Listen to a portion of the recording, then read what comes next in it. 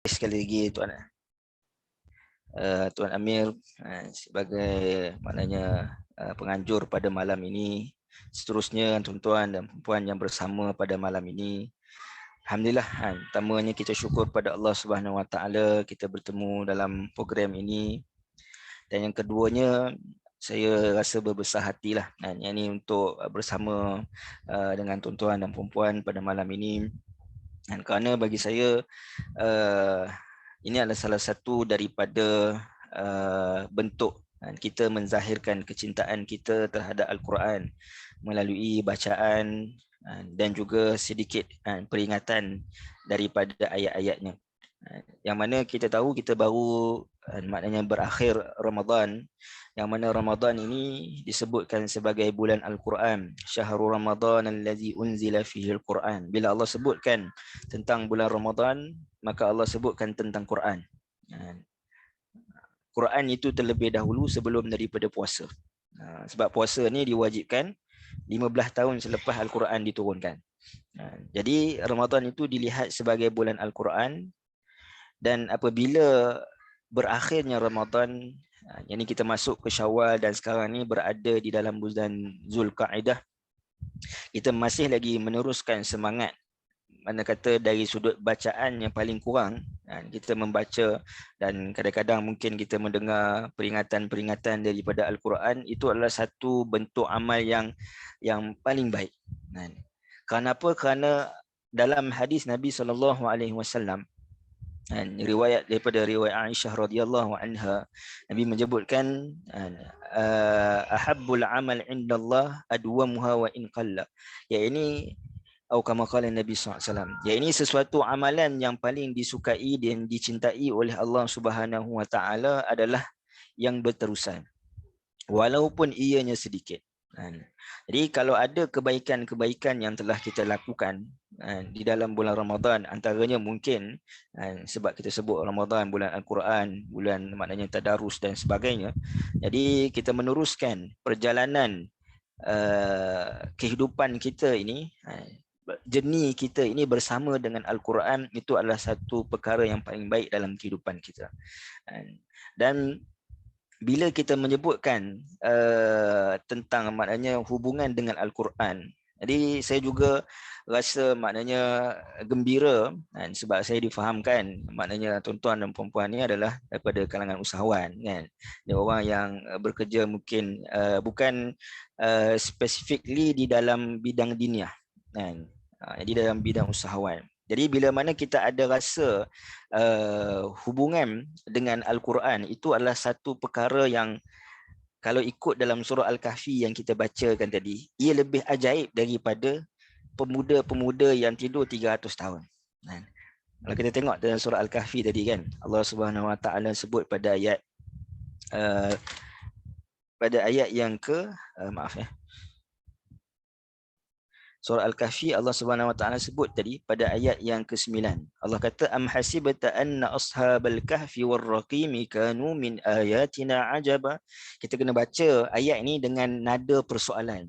Allah tanya kepada kita, adakah kamu merasakan ini orang pemuda-pemuda Al-Kahfi itu, yang mana mereka tidur di dalam gua, duduk dalam gua tu Ar-Raqim itu, kanu min ayatina ajaba, hanya itu sahaja bukti, yakni kehebatan kami yang kamu rasa takjub. Jadi kisah pemuda Al-Kahfi yang tidur 300 tahun ini ataupun 309 tahun ini memang satu cerita yang ajaib, yang tak pernah berlaku kepada orang lain. Tetapi Allah tanya, adakah kamu rasa cerita tu je ajaib? Kerana bagi Allah Subhanahu Wa Taala tidak ada satu pun yang mustahil. Dan apa bentuk lebih besar keajaiban yang Allah Subhanahu Wa Taala kagumi, iaitu dalam hadis Nabi SAW menyebutkan, riwayat Ahmad, Nabi SAW menyebutkan Allah Subhanahu Wa Taala merasa kagum bagi rajulun laisa lahu sabwah, iaitu seorang lelaki ataupun wanita yang mana dia tidak terkesan dengan perangai kebudak-budakan. ataupun dengan perangai yang menjauhkan dia daripada Allah Subhanahu Wa Taala. Ini perangai yang makna kalau budak-budak ni maksudnya dia tak tahu, dia tak fikir apa. Dia tak fikir apa je. Dia fikir nak seronok je kan. Jadi Allah Subhanahu Wa Taala lebih kagum dengan pemuda Al-Kahfi itu, yang mana mereka ini adalah golongan-golongan, bukan orang biasa pemuda Kahfi ni. Mereka ni anak kepada pemimpin-pemimpin besar pada ketika itu. Mereka inilah yang mana diharapkan akan memegang jawatan pada satu masa yang akan datang. Jawatan tersedia di hadapan, harta tersedia di hadapan, pengaruh tersedia di hadapan. Tapi dalam keadaan semua perkara-perkara kenikmatan, keseronokan dunia itu tersedia di hadapan mereka, tapi mereka lebih memilih berada di dalam gua kerana nak menyelamatkan akidah. Jadi ini satu benda yang lebih ajaib. Sebab apa? Sebab istiqamah seseorang dengan sesuatu perkara kebaikan, itulah kita nak katakan karamah, ataupun kita nak kata sebut keramat wali dengan keramatnya.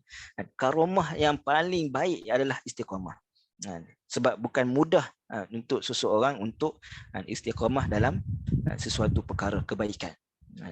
Jadi pada malam ini saya nak sebutkan ini pada bab yang tajuk kita berkaitan dengan mencapai amalan yang terbaik itu.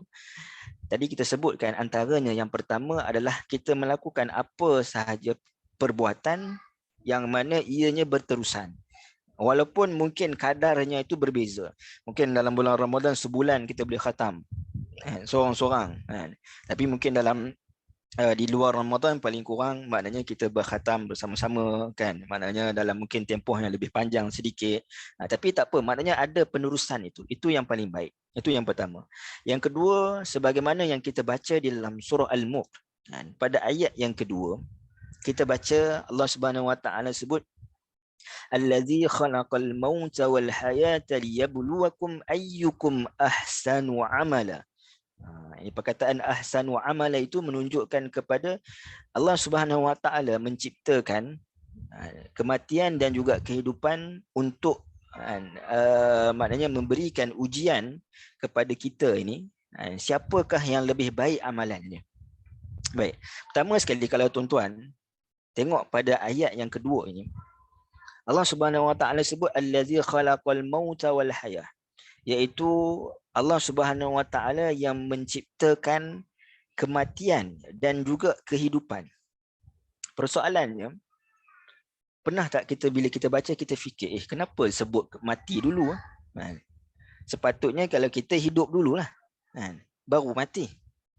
Kenapa dalam ayat ini Allah Subhanahu Wa Taala sebut kematian dan kehidupan? Allazi khalaqal mauta wal hayah. Ini menciptakan kematian dan kemudiannya kehidupan. Jadi di sini terselit satu makna yang besar, iaitu nak menyebutkan kepada kita bahawa ayat ini nak menyatakan tentang keimanan kita terhadap hari akhirat. Sebab apa? Sebab dunia ini adalah tempat meninggal. Dunia ini adalah tempat meninggal. Dan tempat kehidupan kita adalah di akhirat. Maka Allah Subhanahu Wa Taala sebutkan maut di sini menunjukkan kepada dunia. Yang ini dunia itu tempat mati. Ini tempat kita meninggalkannya. Dan al-hayah itu adalah tempat kehidupan yang abadi, kehidupan yang sebenar, iaitulah di hari akhirat. Dan Allah Subhanahu Wa Taala menyebutkan orang yang mana diuji dengan ujian daripada Allah Subhanahu Wa Taala, tetapi kalau dia mempunyai bekal, iaitu keimanan terhadap hari akhirat, terhadap balasan, terhadap ganjaran Allah Subhanahu Wa Taala, maka dialah orang yang paling baik amalan dia. Ini bukan dari sudut sangka-sangka, tapi dia adalah paling baik. Sebab apa? Kalau kita balik kepada surah Al-Kahfi, ayat yang kita baca di 10 akhir pula, iaitu Allah Subhanahu Wa Taala sebut apa? Allazina dhalla, ayat 104, allazina dhalla sa'yuhum fil hayatid dunya, mereka yang mana rugi, yakni kehidupan mereka di dunia ini, wahum yahsabuna annahum yuhsinuna sun'a. Mereka rasa mereka dah buat amal kebaikan itu dah banyak lah. Nah, siapakah mereka itu? Yang mana rugi, yang bankrupt di hari akhirat itu adalah ulaikal ladzina kafaru biayati rabbihim wa liqa'ihi fahabitat a'maluhum fala nuqimu lahum yaumal qiyamati wazna. Iaitu mereka yang kufur, mereka yang tidak mengimani tentang ayat-ayat keterangan ini Al-Quran dan pertemuan dengan Allah Subhanahu Wa Taala. Di mana pertemuan dengan Allah Subhanahu Wa Taala? Di hari akhirat. Jadi apa yang nak disebutkan kepada kita? Yang keduanya, poin yang kedua, yakni kita nak mencapai amalan yang terbaik adalah dengan kita meletakkan akhirat itu berada di depan. Kita sebagai usahawan, kita sebagai golongan profesional dan sebagainya, apa sahaja yang kita lakukan di atas muka bumi ini, kita melihat bahawa semuanya melalui kacamata akhirat. Kalau kita pakai spek mata kan. Jadi kita nampak bahawa amalan itu akhirat dulu. Untuk akhirat dulu. Untuk pahala kita, bekal kita. Jadi kesan-kesan terhadap amalan tersebut. Contoh kita kata tentang istighfar. Yang ini Allah Subhanahu Wa Taala bukakan rezeki. Maka itu adalah sampingan.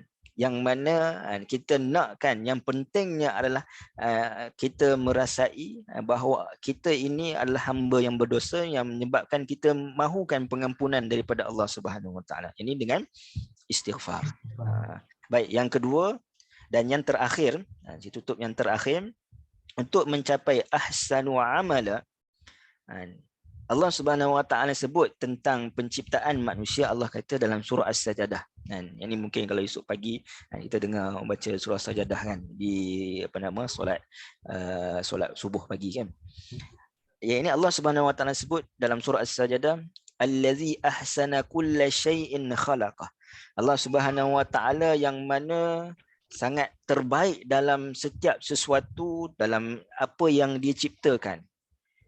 Dan Allah Subhanahu Wa Taala sebut yang ciptaan yang paling baik apa dia?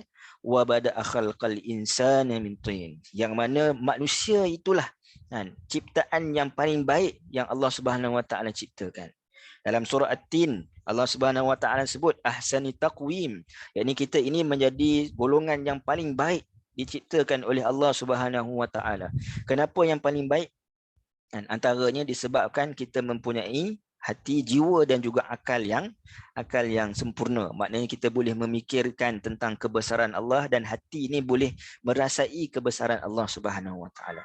Baik, bila Allah Subhanahu Wa Taala menyebutkan manusia ini adalah orang yang paling manusia ini adalah ciptaan yang paling baik, maka setiap kita ini Allah ciptakan dengan kepelbagaian yang mungkin kalau kita rasa betul kalau Allah kata macam mana Allah kata Allah ciptakan manusia paling baik, sedangkan ada orang yang mungkin kita nampak kehidupan dia tak baik tak seindah yang kita bayangkan, yang kita hajatkan, atau mungkin kehidupan kita sendiri. Bagaimana Allah Subhanahu Wa Taala kata bahawa Allah ciptakan itu yang paling baik?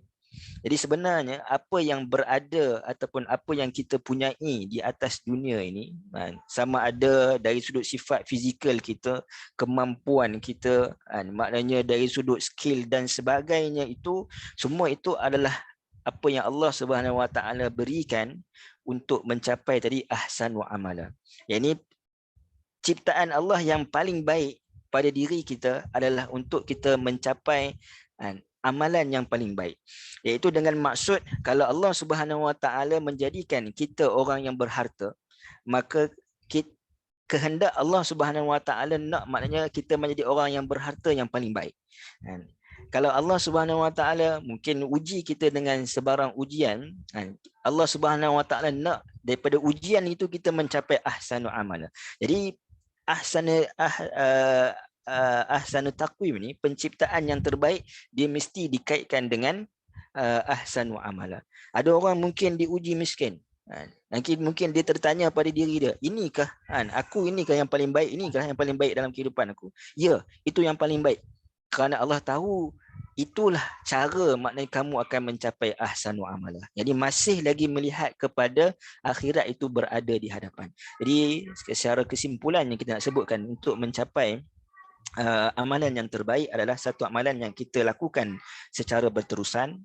Yang kedua, maknanya kita melakukan ataupun meletakkan akhirat itu berada di hadapan, maka setiap amalan-amalan kita itu adalah menjadi amalan yang paling baik, kan? Kerana semuanya nak mencapai matlamat akhirat. Dan yang ketiga, maknanya mencapai amalan yang terbaik itu adalah menggunakan nikmat yang Allah berikan kepada kita untuk kita serve dan juga kita menyatakan syukur dengan bukan sekadar lisan. Allah kata kepada Nabi Daud, i'malu ala Daud syukra. Beramallah wahai keluarga Daud yang Allah berikan kepada mereka kerajaan, kekayaan yang besar dengan cara beramal, bukan sekadar lisan. Jadi wallahu taala alam, apa yang baik tu peringatan tu pada diri saya sendirilah. Yang baik tu datang pada Allah Subhanahu Wa Taala, kurang pada diri sendiri. Saya serah balik pada Tuan Amir insya-Allah. Terima kasih Ustaz atas perkongsian yang sangat bermanfaat lah. Tu sebab bila dengar tu macam yelah, apa-apa yang kita lakukan kita niatkan kerana Allah. Macam tadilah kita fikir pada akhirat, dalam masa sama kita dapatlah, orang kata setiap kali kita niat tu kerana Allah, dapatlah pahalanya. Tu ganjarannya lah. Sampaikan even kalau kita ditimpa musibah sekalipun, bila kita ingat akhirat, adalah ganjarannya. Okay, orang kata bersangka baiklah kepada Allah tu setiap apa yang kita dapat tu. Terima kasih banyak-banyak Ustaz atas perkongsian pada malam ni, dan terima kasih juga kepada rakan-rakan kita yang dapat join pada malam ni. InsyaAllah kalau ada rezeki lagi, kita akan ada lagi program ni pada minggu hadapan, waktu yang sama juga pukul 9 malam. Terima kasih ya Ustaz. Sama, terima kasih juga insya-Allah. Okay. Assalamualaikum warahmatullahi wabarakatuh. Assalamualaikum warahmatullahi.